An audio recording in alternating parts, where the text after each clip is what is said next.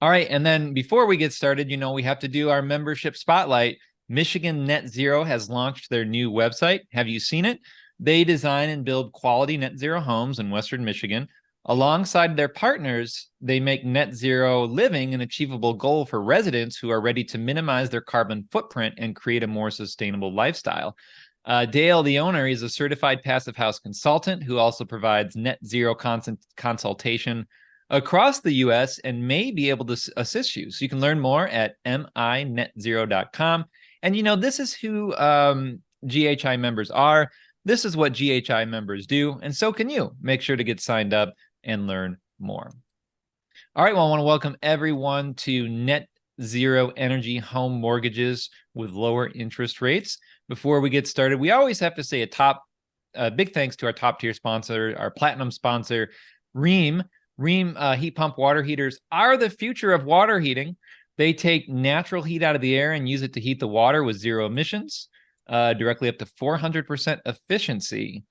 Rheem offers a hybrid water heater with a backup electric resistance at 240 volts to ensure hot water all the time, and 120 volt systems that can quickly replace an older gas water heater without the expensive electrical upgrades.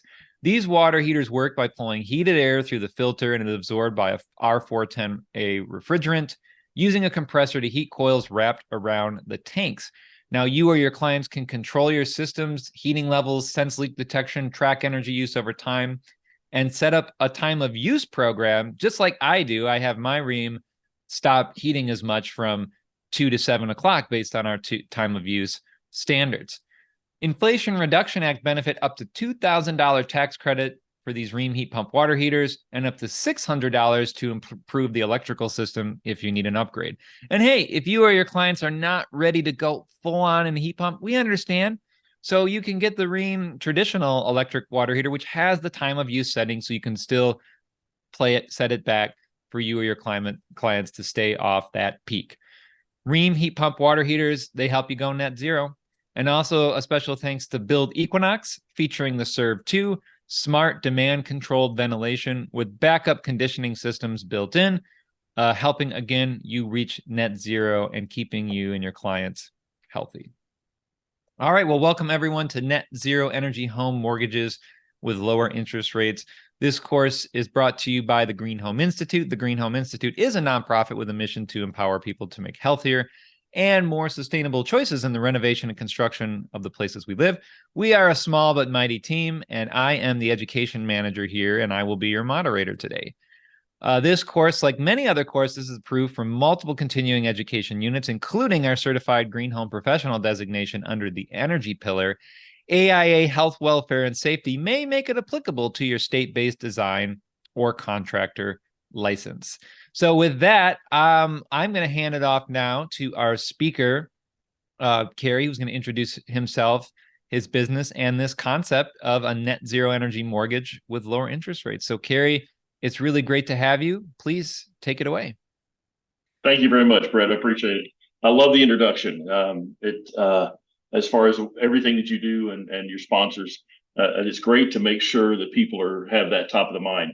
And I appreciate you and your audience having me to get here today. Just real brief background, because it's not about me, it's about what I do.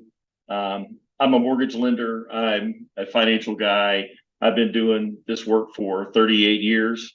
And as a matter of fact, there's a gentleman on this call, a guy named Ted Cater, who used to work at Earthcraft House, who introduced me to the concept of energy efficient homes. And some days I thank him, some days I don't. But as a rule, he helped me change my world into something a little bit more meaningful. And you guys get to see what I've been doing for the last 15 years. I work for a company name. I actually own a software company that we're going to talk about today. And I am also a nationally registered mortgage lender, and I work with a company named Prime Lending. But first and foremost, what I will tell you is no mortgage company in the country is enlightened into high performance homes. The people at Prime Lending said, we don't really understand what you do, but you can come do it here. So they've given me a license to build a team nationally. So with your support and with other people that I bump into, we're going to see if we can do a little bit of work in changing the world. I'm going to jump into our presentation, and hopefully we can get something rocking along here. All right. So I kind of like to start off my presentation with kind of setting the scope for what we're looking at here. We all know that a lot of the homes, a lot of the existing building stock, housing stock is not in a great place. As a matter of fact, I've had people tell me, I've never certified the number, but I've had people tell me that about 50 million of the homes in the United States, the single family, 1 to 4 family properties, are energy pigs. So we have a huge opportunity in front of us. The money that comes out of the federal government, Inflation Reduction Act, whatever other rebate programs they happen to be, or other incentives are great. But what I have found is that without the first mortgage lender jumping in the game, that we're not going to quite reach the goals that we're trying to get to. So once again, our scope of our opportunity is 50 million opportunities sitting in front of us. Our second challenge, one that doesn't get as much press as it probably ought to, is every time interest rates change a little bit, just an eighth of a point, people get what's called priced out. And priced out is a word a term that most people don't use, but people feel. And when you have a conversation with somebody in my business and you say, no, interest rates aren't 3.5% anymore, they're now 7.5 or 8%. Some people logically think they're priced out, but from an underwriting perspective, from a qualification perspective, we've actually seen 20 million people get priced out. The data that I use for a reference on that comes from the National Home Builders Association. They have an economics group, and they actually publish a report every year. If you Google priced out or NAHB priced out, you will see a report. You can get it for free on the internet every year. And it breaks it down into per $1,000 increments. So it's super powerful, but the long and short of it is we've lost a whole lot of folks. This is what interest rates have been doing since January of 2022. As you can see in that little squiggly line on the far side, the red one, I am not a graphic artist. I am a lender. I am a numbers guy. But the long and the short of it is this is what we've seen happen since January of 2022. This is the power of what interest rates have done to our overall real estate industry. This data comes from an organization named John Burns and Associates. They're probably one of the most well thought of consulting groups in the industry. They're not focused specifically on energy efficiency or home performance. They're focused on real estate. And they publish this. And another little interesting tidbit is they've done a great deal of research with prospective home buyers. And the average home buyer, 71% of the home buyers, as a matter of fact, say they do not want to buy a house if their interest rate's over 5.5%. So we're in the 7.5 to 8% range, and it's been fluctuating a little bit recently. We're a pretty good ways away from it. So if you're a real estate agent, or if you're a home builder, or anybody else who's in the real estate business, it's important that we deliver an affordable home for somebody, regardless of what their economic status is. So like I said, so this is the important piece to keep in mind, is what interest rates have done to our business and how we need to address it. Our number 3 challenge is that I believe we need to have a smarter, more holistic value proposition. You can't just talk about energy efficient, high performance, green, whatever the term is you use, and not think about the fact that 50% of the homes in the United States have a mortgage on it. 90% of the people who have mortgages have less than a 10% down payment. So like I said, so having the conversation without including how are you going to finance it and how does the financing impact, or how is it impacted by the home performance, is something that's real important to include into your conversation.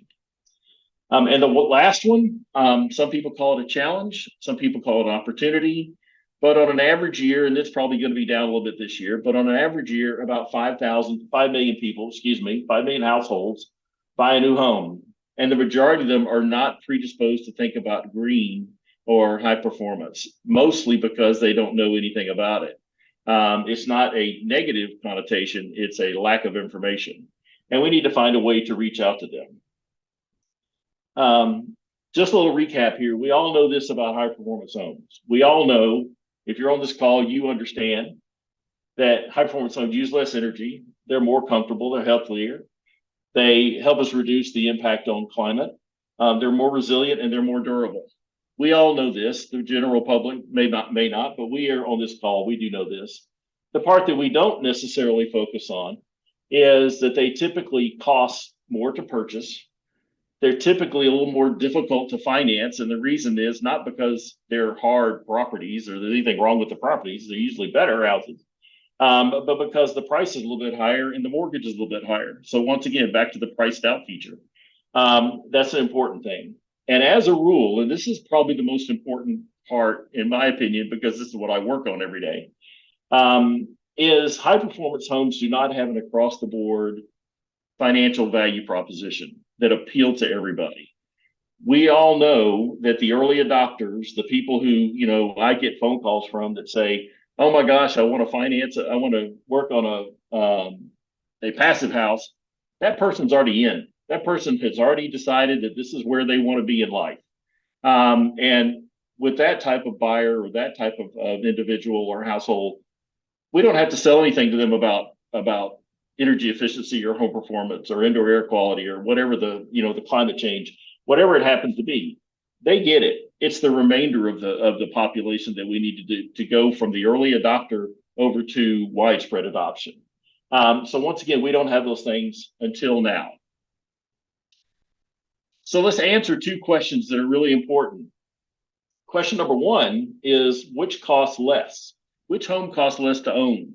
A HERS 100 home or a zero energy ready house? Well, most people that are not on this call would say if one of them costs more to buy, it costs more to own. Most people on this call may think that a HERS 100 home, because it uses more energy typically, is going to cost more than an energy efficient home, a zero energy ready house. The actual math works out if you're using traditional financing. The actual math works out to where you're going to see between $30 and $50 in additional expenses each month if you go to zero energy ready, if we're talking about a HERS 100 home versus a HERS 40 home. There's always outliers. People can always tell me, hey, this house is going to perform better. Of course there are. There's millions of houses across the country. But as a rule, just standing on its own, if a home costs $30,000 more and the median price of a home is a little over $400,000 across the country, but if we're talking about a $430,000 house versus a $400,000 house, the zero energy ready house is going to cost a few dollars more per month. If you move the bar up a little bit to net zero, and let's say that house has solar panels on it, and let's say that it's built, incredibly well as far as home performance goes, and let's push that price up to $460. That house is going to cost between $150 and $160 a month. The reason that I go through this exercise with you is not because I'm trying to tell you that I think this is what they should or shouldn't cost. The point is the consumer is looking at this house, a consumer that is not predisposed to give a darn about this. They're looking at this, and if we're going to win them over, we've got to change this equation. So a few years back, my buddy Ted Cater walked up to me and said, hey, I want a green mortgage. I didn't know how to spell the word green. This was 15 years ago. But he challenged me to come up with something. And so here's what we ended up with. I wrote a piece of software that's based in Excel. I don't write code. I'm not one of those guys. I'm a math guy.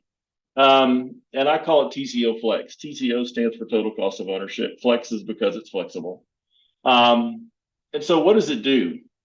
Basically, TCO Flex software builds financial optimization models. And what that means is I look at the total cost of owning a house, every single component of owning a house. And I can compare different prices, different energy performance, different anything. If you look at the little donut graph that's on the screen, I have built into the software where we can compare, instead of just principal and interest, taxes and insurance, everything including energy, water expenses, commuting expenses, EV versus internal combustion, you name it. If we can measure it and we can show one house versus another house, we can plug it into the software.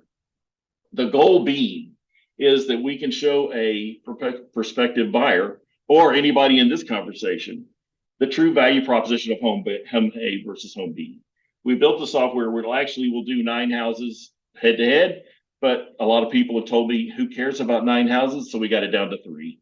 And so we've been working on a 3 house analysis from that, probably for the last year or so.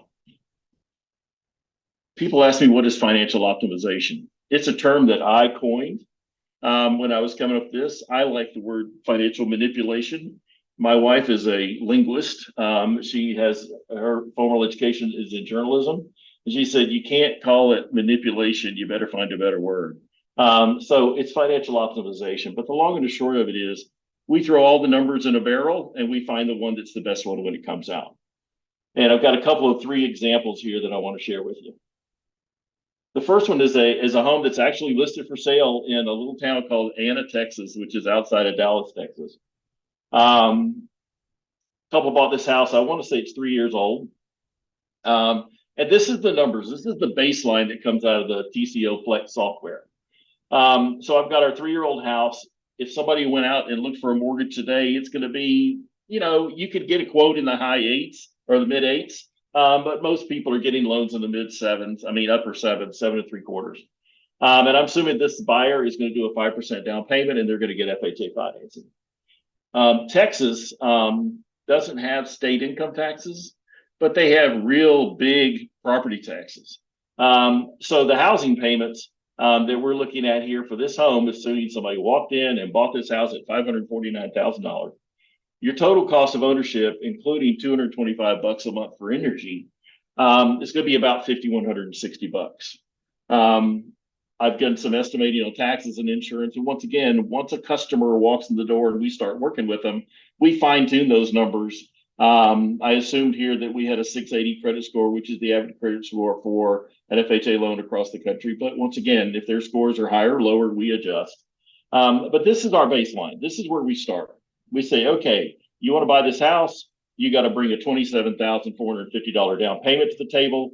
You're going to have a mortgage payment that's going to be $4,935, which is over here, the little graph right here. And your total cost of ownership is $5,160. At the end of the day, most conversations as far as getting a mortgage loan would stop with the $4,935. There would not be any more conversations. We can't leave it well enough alone. So what we do is the first thing is I push into the software a request to model what can I do to reduce the interest rate strategy that we've got here. And so basically by working through some different numbers, the only thing changing is the interest rates modeling. I end up with a mortgage interest rate that drops down to 7 1/8. We'll get into how I do this a little bit later. But the long and the short of it is no changes in energy performance. We just optimize some of the numbers that we've structured and we push the interest rate down about 0.5 point. This shows that we've got a monthly savings of $226. So it shows you without doing anything to the energy performance or the energy cost, we've got an opportunity to show the consumer where they can drop their total cost of ownership $226. It's pretty substantial in most cases. And if you look right down here, most people don't like to talk to me about a 30-year window. We're not going to live here 30 years. So over a 10-year period, based on our estimates and some inflation numbers, it's going to put about $27,000 a head after a 10-year period. Pretty attractive, but we can do better. So scenario number 2 for this house is I put into the software a query to say, okay, let's turn up the heat on the energy efficiency. Texas instituted a regulation a couple of years back, and this house fell under that one, where the home has got to be I want to say it was 5 air changes per hour is what the regulation was. And I think there was a HERS test as well. Don't hold me to it because I'm not an energy auditor. And so at the end of the day, we've got a house that's pretty well built as far as energy performance goes today. So there wasn't an opportunity or the need to replace windows, replace systems, add a whole bunch of insulation. So we went to the software went to the solar. And we modeled 10 kW solar. Once again, we'll have the solar people come out and give us the real numbers. But that allows us to push the interest rate down to 6.25% interest rate. And if you plug that into it, we now have a monthly savings versus that co-build house of $368 a month. That's pretty impressive. And also, we've got a $50,000 delta as far as the savings they have every month. But here's the part that's crazy powerful, that's really important for you to look at. Right here, the $4,732 figure is what the buyer is going to have to qualify for. That's what it's going to take for them to qualify for their new mortgage. If you go back to the original house as is, it's $4,935. So we've reduced their qualifying payment over $200. And that's a big deal. It doesn't sound like a whole lot, but it's $2,400 that we're talking about a year. $2,400 is real money when it comes to qualifying for a mortgage loan. I had a group of real estate agents in Dallas, Texas, when I was showing this to them, say to me, well, what are you going to do with that money? What are you going to do with this $386? And I said, it's the customer's money. They can do whatever they want to. Well, in Texas, it's a big deal to have equity in your property because of the way the laws are written as far as how you can access it. So we built into the software what we call an equity accelerator, and basically took the monthly savings. Keep in mind, the monthly savings, the estimated monthly savings are going to change on a month-by-month basis as energy prices go up and down. And so we estimated that if you took that and applied it to the mortgage, nothing else, just applied it to mortgage, not pay an extra payment every year, not pay 2 extra payments every year, just applied the savings to the mortgage, we're going to reduce the term of their mortgage loan 7 years and 9 months and show them how to skip $332,000 worth of mortgage payments. This is not a, oh my gosh, if you do this and you're going to save some money here. This is stop paying your mortgage 7 years and 9 months early, and 7 years and 9 months worth of payments is the $300,000. The goal here is to show the consumer the power of home performance. There's not a solar person on the planet, and there's some great ones. There's not a solar person on the planet that can show you how a 10 kW system is going to save you $332 and pay off your mortgage 10 years early or 8 years early. This is the power of using the financing combined with the energy performance. Home number 2 is a property that's in your backyard, Brett. This is a little house that I found in Grand Rapids, Michigan, a duplex that was built in the 1900s. I picked it out because it's so super powerful for a modest price home buyer. So what we got here is baseline figures. I'm assuming owner occupied, and somebody's going to rent the other side. It's a duplex in Grand Rapids, a 3.5% down payment, FHA loan, and 7.75% interest rate, just like what we had before. I assumed this house had a HERS rating of 150. I have no idea. It was built in 1900. It does not look like it's had a major renovation. But that's the assumption that I've made. And so we got a pretty substantial utility bill here. Keep in mind, we're talking about 2 living units. And so we have a total cost of ownership of a little over $2,000, $2,075. So the question is, what can we do for this person? Because see, the down payment is already here. It's $6,200 is the 3.5%. So the down payment is affordable for most folks. And so we're going to say, what can we do to do this? Because Brett kind of challenged me, show me a house with a deep energy retrofit. So this is what we did on this particular house. So we're saying somebody's going to buy this property. They're going to rent one half. They're going to live in the other half. We're going to assume that they're going to do $25,000 in cosmetic renovations and $40,000 in a deep energy retrofit. This house has been on the market for, I want to say 75 days. It's on the market as of last night anyway. And I'm assuming there's going to be a little bit of room for a price concession or negotiation for closing costs or whatever. But in this particular case, I used what most people do. And most people want to beat up on the price because they think that's the way they're going to reduce their total cost of ownership. So what you can see is by taking the $5,500, adding all these together, we've now increased our payment from the $179,000 house, which was $274 to $2,300. But if you're going to renovate a a 2-unit property, you know it's going to cost you more because you're going to finance more. So once again, so that's where we are. So our little home buyers now have a $2,300 house payment. They haven't done anything as far as the financing goes, but they have improved the energy performance and they've done some cosmetic renovations. The reason that I bring up the cosmetic renovations is because appraisers love cosmetic renovations. And to be frank, consumers like granite stainless steel with their green. They're perfectly happy to talk to me about improving the energy performance of the home. They really want to talk about how the kitchen looks. And so that's why we plug it in there, because it does two things. It makes people real happy, but more importantly, it makes the appraisers real happy. So scenario number 2 here is we took the same house and we messed around with the financing and dropped the rate down to 5 7/8. Same cosmetic renovation, same deep energy retrofit. We didn't do a sales price concession. Instead, we said, let's take the same $5,500 and apply it towards the buyer's closing cost. It's just moving money from one hand to the other hand, but the long and the short of it is it has a substantial difference or a substantial impact on the total cost of owning this property. So now you can see that we've got a home here that has all these renovations done to it, and it costs $28 a month more, just $28 a month more than buying the house and not doing anything to it.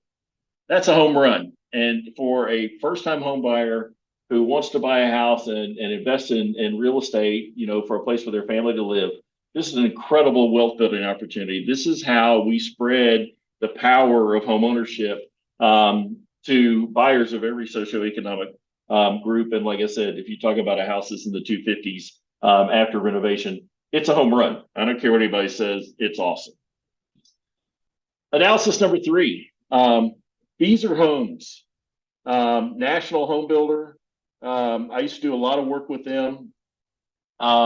They have rolled out a commitment that they are going to have every home they build be zero energy ready. I want to say it's by 2025, but don't hold me to that. It might be 2030. But the point is they're pushing the envelope as far as this goes. I live in Atlanta, Georgia. Outside of Atlanta is a little town named Kennesaw, Georgia. There's a million little towns outside of Atlanta. And they are building this home called the Emerson. And right out of the barrel, you can go in there and buy this home, zero energy ready. And the utility bill is going to be a little bit under $120 a month. This is about a 2,900 square foot house. That's pretty amazing for a production builder, in my opinion. Traditional interest rate financing on that property, they're going to be about 7.75% interest rate. So once again, and we've got the total cost of ownership here at $528,000. And one thing to keep in mind is that a home that's zero energy ready, which is typically going to be a Hertz 40, I believe, and 1 air change per hour, I think is what my energy buddies tell me. That's a pretty doggone good house as it sits. I'm not saying we can't get better, but that's pretty good as from where we're going. So there's not a whole lot I can do to make that perform a whole lot better, but I can do something. So what we did was we went in there and I assumed to get this thing down to net zero, that it was going to take about 7.5 kilowatts of solar. It may be less. I don't know. I'm not a solar guy. But the whole point is, assuming that I'm right, and that we get it down to utility bills, Beazer says with solar, and they have it on their website, that you can all but eliminate your utility bills. I figure you got to have some type of access fee or something. We show that we're going to, and there's one little error here. My software says versus code built. This is actually versus their code built, which is their net zero energy. It's $198 a month. So no extra dollars out of the customer's pocket other than their down payment.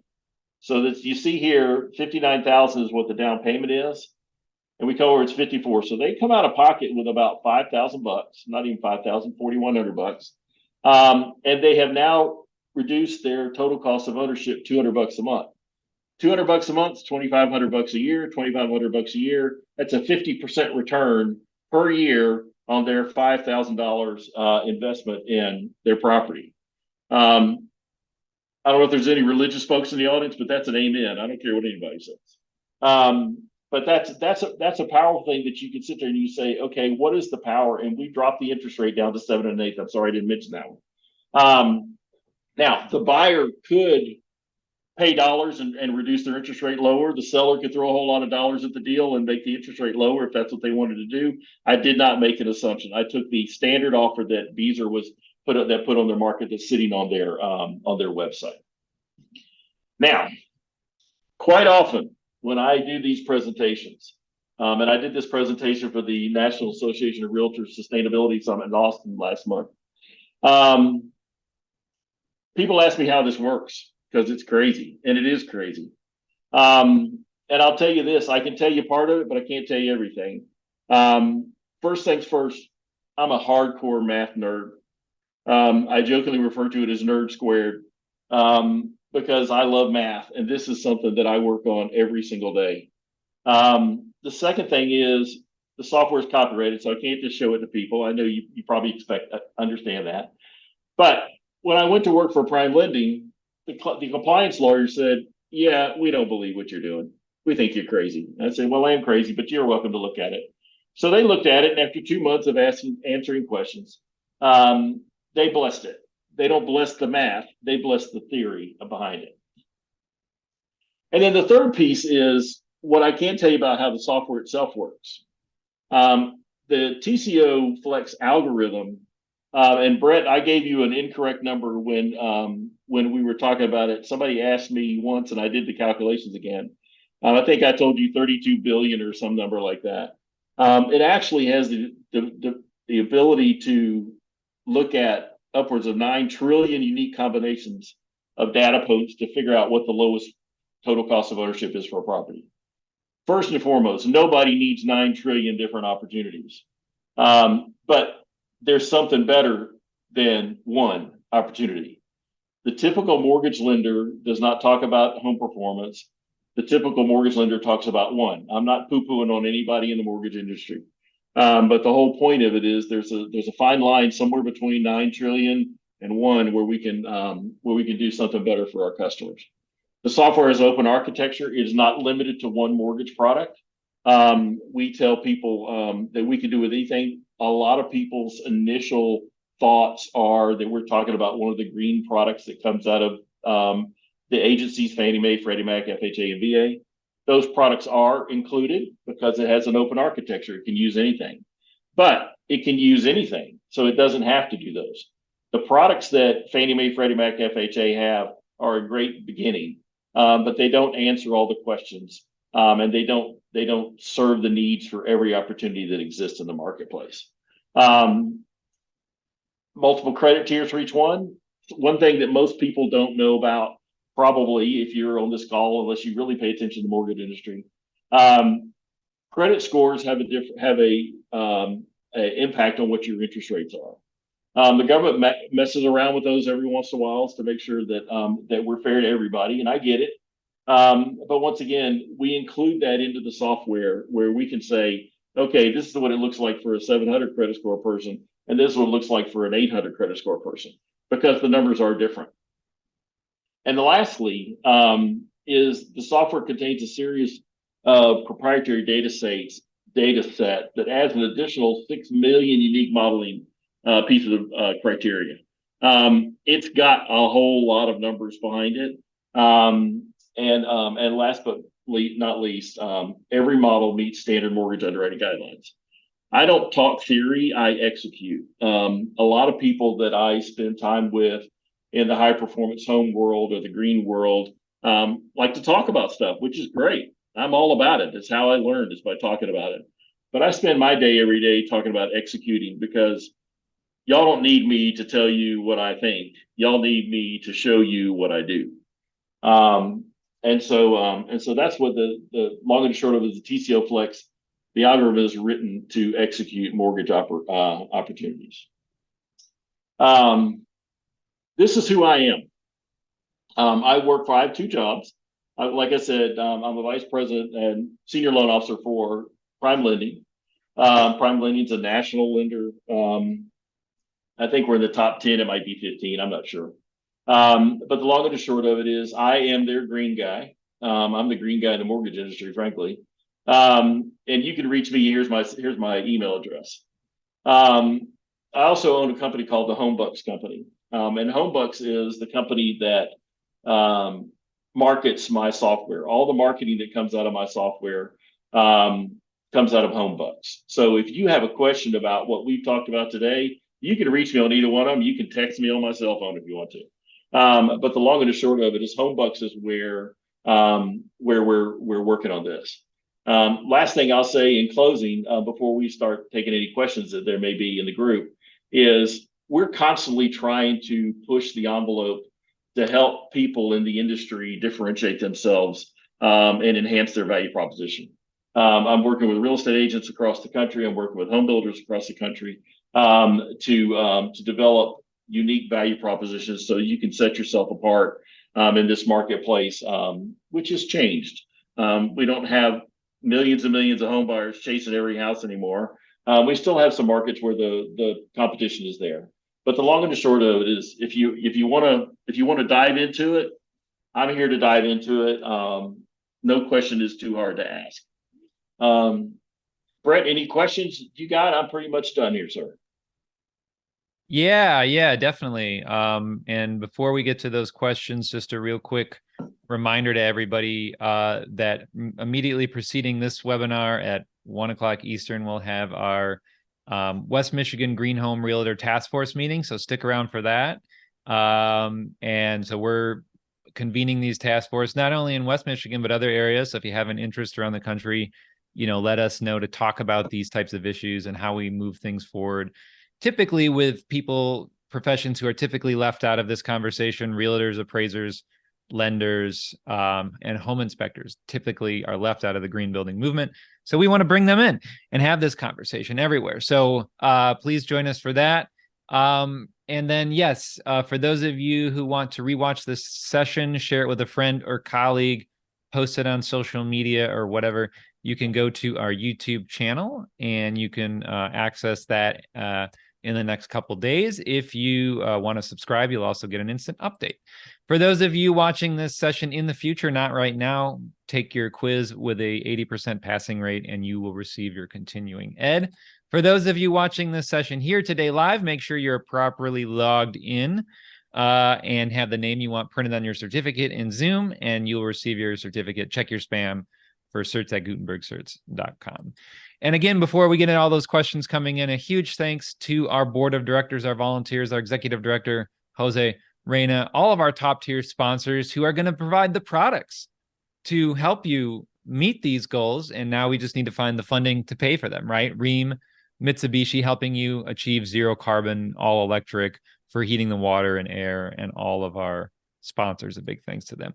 So the first question, Carrie, that came in was, is this an energy efficient mortgage? How is it different? I mean, those have been around for a long time. So just, I didn't hear you really say those words at all. That was sort of the EEM, right? That was the traditional saying.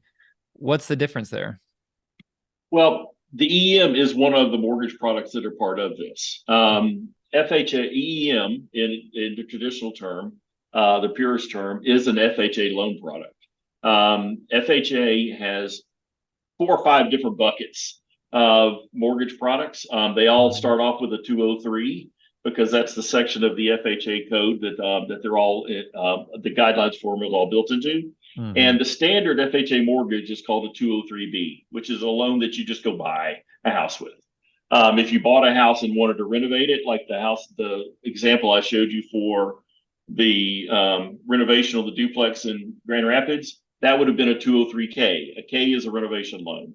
They have one that's called a 203H, which is a disaster loan that people can use if they're, in an area that gets hit by a storm or something bad happens. And the EEM is part of the 203B and the 203K. And typically, even though this is not an absolute, typically the EEM allows a consumer to add about 5% of the value of the property to their mortgage for energy efficient items. They call it an energy package, and it has to be cost effective. So the EEM is part of what I do. It is by no means all of what I do. But to me, it's a super powerful loan product. that is part of what we offer. We have 29 different products that are either for energy efficiency or for renovation. So yeah, it is part of it. Yes. Mhm.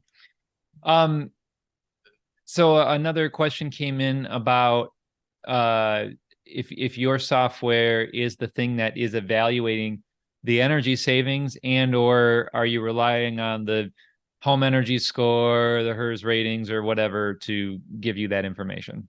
Okay, that's a great question. My software is not an energy rating software. I expect an energy rater or an energy professional to give me that data. Mhm. And when I first started working on this, it was a HERS rating is what I was using. I've done it with home energy scores. I've even had some people give me BPI analysis, which the BPI analysis didn't really give me the data I was looking for because I was looking for dollars and cents so much. But to answer your question, I am a HERS associate. I know just enough to be dangerous.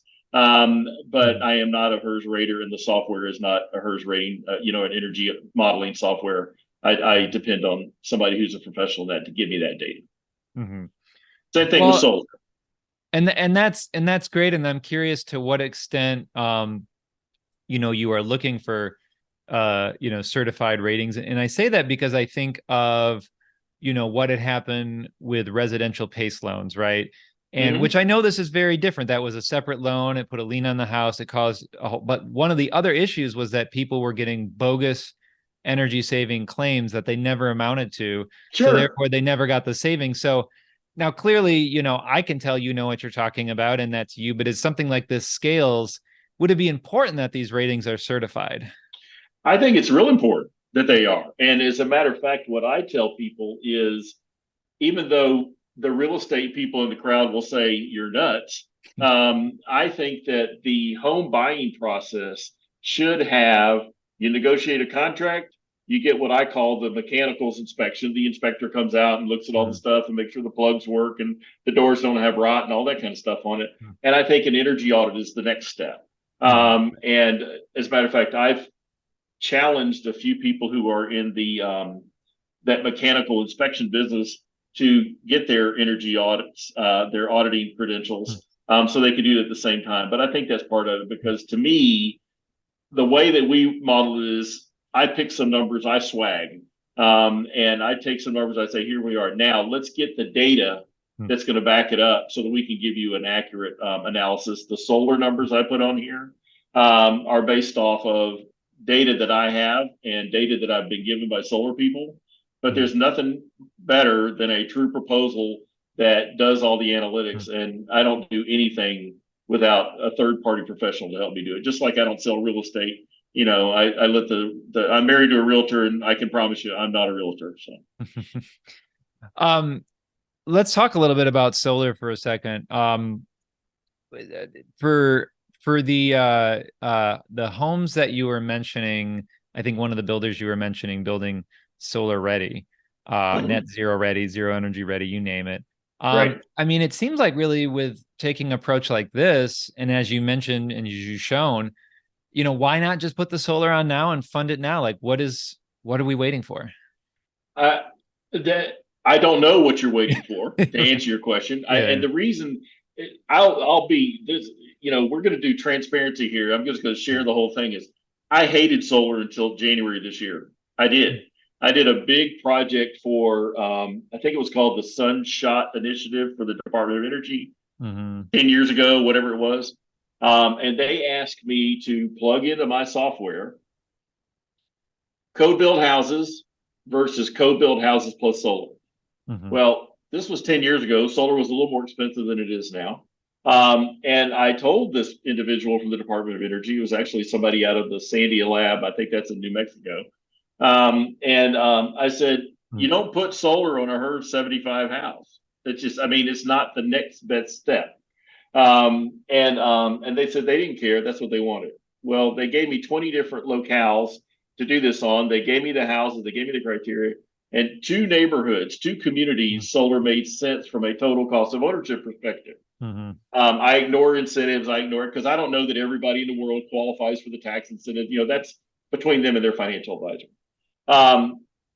I had a Damascus Road kind of event happen to me I went to a solar conference in Salt Lake City called SolarCon with a bunch Mhm. of wild and crazy, super energetic solar people. Mhm. And I spent 3 days talking to people about solar, and educated myself on how solar is financed, and I'd never seen it before. And so I went back and I added a new module to my software that plugs that into it, and gave me a whole lot better. So, in my humble opinion, if you can knock your interest rate down 1% or 1.5% or whatever it is by including solar, not to mention the fact that you're going to save some energy, not to mention the fact that you have the potential for the tax credit, not to mention the fact that you got an opportunity to greatly reduce your dependency on the grid. I say why not? I'm a firm believer, and I'll tell you one that's even a true winner is my wife is not a predisposed green person. That Mhm. is not her thing, right? Mhm. Um, I showed her some numbers on this, and she said, "So when we renovate our house, are we going to do solar and backup batteries?" I said, "Yes, ma'am, we are." So the whole point is, it's all about the numbers win over people. So I think that everybody should consider it if their home is feasible. I mean, obviously not if they got a bunch of 100-year-old oak trees hanging over it. And you got to make sure, but I think it's worth the analysis to see. Absolutely. And so speaking of solar, I'm thinking of, the Inflation Reduction Act boosted 30% non-refundable tax credit. I'm thinking of, and even the Inflation Reduction Act, 45L, $5,000 for zero Mm-hmm. energy ready Mm-hmm. or ground source heat pumps, 30%. If people were to use these resources as well, and they get that money back, I know I've been able to achieve it with solar, so it can work. Um, do you have a reamortization program set up so that they can reapply it to the loan and get lower payments, or do you have anything like that? The first of all, I don't count on it, like I told you Yeah. before, because I'm not a tax advisor. Right. Yeah. Don't. Um, Yeah. Yeah. yeah, no, I Yeah. know that. Like I said, I can tell you if somebody is written, but I have clients that regardless of where they are, a lot of people get low income housing credits. A lot of people have child care credits. There's a lot of different credits that I don't want to get in the middle of. But to answer your question, most mortgages you can reamortize them if you make a pay down on it. What I have actually found is that there's usually a better place to put that money. And that Sure. is maybe pay off a higher interest car loan or a credit card, or heck, fund your 401k and build that. Like I said, the key to it is if you have Mm. 10,000, 12,000, 20,000 bucks coming back to you in the form of a tax credit, put it to work for you somewhere. The Mm. mortgage is going to be the cheapest financing anybody's going to have because Mm. it is tax deductible interest. So the way I look at it, for being a math nerd, like I say, Mm. is that you look at it and you say, what's the smartest place to put the money? Yeah. Sometimes it is paying down the mortgage. Sometimes it is. Yeah. Sometimes it's not. I say do the numbers and see. Um, So, one of our members asked a really, made a good point and asked a good question. And this is a bit of a stretch and maybe something to think about in the future. But of course, they were saying, if they have a home that's shaded, they don't want to get rid of the trees. Solar just doesn't Mhm. make sense. So, of course, they can use a lending package like this for energy efficiency and all that. But one of the comments is, of course, then at that point, community solar is the way to go. I mean, how much of something like this could stretch beyond the home to fund a community solar project? I mean, is that just way out there? It is way out there. Is Yeah. it way out there that it's not something I haven't thought about? No, it's not. Yeah. My head runs around in circles as far as when it comes to mathematics, and when it looks at opportunities. I am always looking for an opportunity to add more home performance. When I embraced total cost of ownership, which was, I don't know, 12, 13 years ago, it's all I think about, is Right. total cost of ownership. So is there a way to do it? Maybe it's owned by an HOA, and when you buy Mhm. into the neighborhood, you get a piece of the action. I don't know. Like I said, I think that it's the way to do it. Now, drawing the line straight from the Mhm. solar to the HOA and all that kind of stuff, I have not figured that one out yet. Yeah. But community solar, the whole power behind it. Same thing with microgrids and that kind of stuff. You know, the key to it is it's all about ownership, because if an appraiser is going to adjust value based on, you know, something that is part of the that's owned, you got to make sure that the ownership is there. So you just got to make sure that works. Well, and I'm glad you brought up appraiser, because where does the appraiser come in all this? You know, we have such a hard road ahead of us getting appraisers to understand these things, getting the appraiser to become certified to use the green appraisal addendum so they appropriately put it in. And then the appraisers will tell us, well, they'll point the finger at the underwriter, right? And say, well, the underwriter doesn't agree with it, even if I did. So, and as the finger pointing game kind of comes out, right? So where do all these, you know, individuals come into this kind of conversation here? Well, it's a great question. As a matter of fact, the day after I spoke at the NAR Sustainability Summit, I drove to Dallas, Texas, and spoke at an appraiser conference for 2 days and beat these people about the head about solar. We were talking about solar specifically. And the good news, and here's the good news. The good news is on the solar, for instance, on the little house, the Grand Rapids house, if that house happened to have solar, and I didn't think it did because it's got a big oak tree over it, the FHA has another provision in their guidelines that you mentioned, the EEM. They have one called solar and wind. Solar and wind will let you add to your home without the appraisal supporting it, solar or wind, up to 20% of the value of the property with no appraiser adjustment at all. So you sit there, let's say that you were buying a $300,000 house in Grand Rapids, and let's say the solar costs 30 grand or 40 grand. Well, you got up to 60 grand that you can add to without any problem. So maybe you can squeeze the battery back up in there at the same time. You know, like I said, that's what solar people are for. But the whole point is that's the key. And then the key for the real estate professional is to make sure that there's a joke that I tell people all the time about if you were selling Ferraris. I like cars. I'm a car freak. I don't own a Ferrari. I probably never will. But the whole point is, if you look at a Ferrari and you open up the engine compartment, it's probably the coolest looking thing on the planet. All right. And so if I was selling Ferraris, the first thing I would do was show the engine to somebody because I like engines. Well, if you have a high performance home and it's got all these components to it that make it high performance and you don't tell anybody, you're shooting yourself in the foot. So to me, from the real estate perspective, everything needs to be itemized. The real estate industry does a great job of itemizing hardwood floors. They do a great job of itemizing, you know, this color of granite and this model number of stainless steel stuff. Why don't we itemize the energy performance stuff?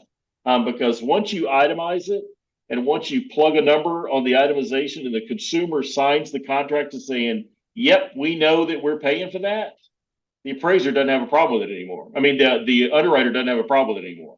It's a fallacy to think that every underwriter in the country is going to get educated on solar. It's also a fallacy to think that every underwriter is going to get trained on hardwood floors. So the key to it is we need to change the conversation to where instead of saying, well, these energy things are super duper special, they've got to be considered differently. No, they don't. They're an add-on to the house that the consumer has agreed to pay X dollars for. If we would just document the X dollars, I think that problem would probably go away. And that's the work that I'm working on that. Yeah. Yeah. Good points. It is a challenge to answer your question. Yeah. Yeah.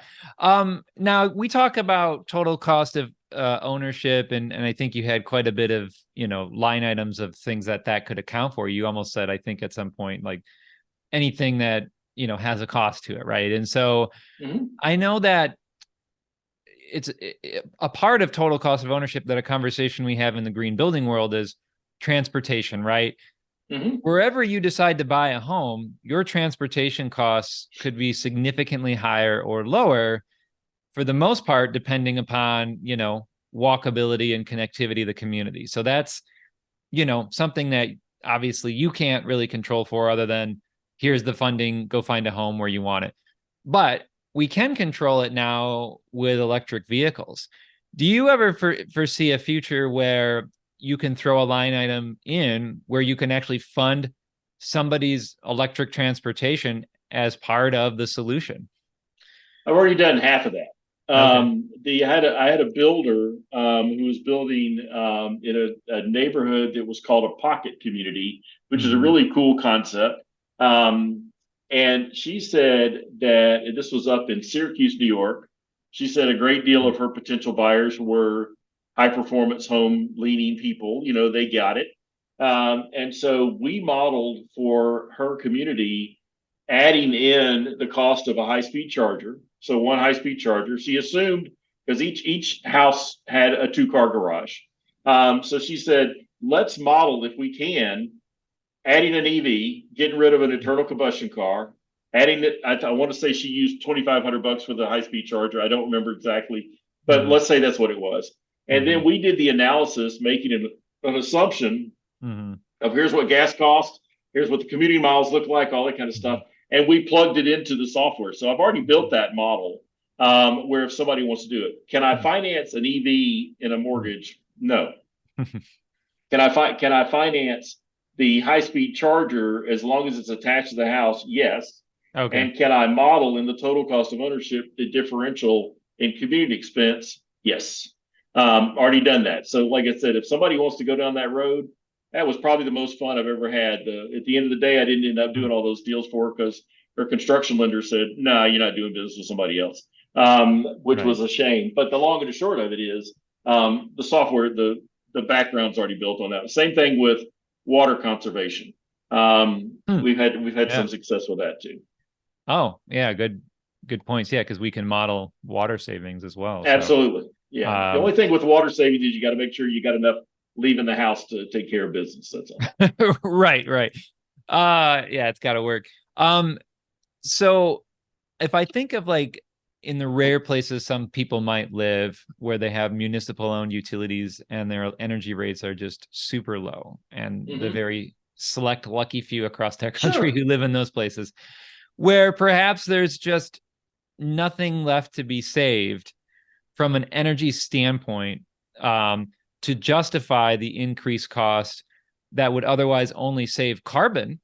Mm-hmm. Where do you see a future where maybe you can finance, instead of energy savings, carbon savings that might have an ESG return or some other benefit? Are you seeing that?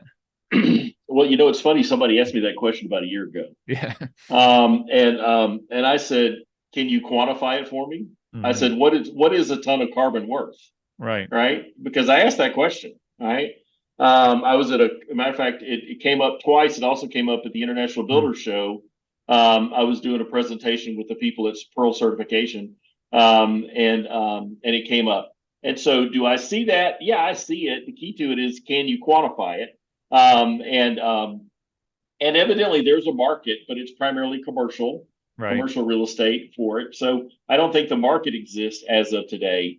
But as a goal, when I do my modeling, the majority of the Mm. savings that I show somebody in TCO is not usually energy.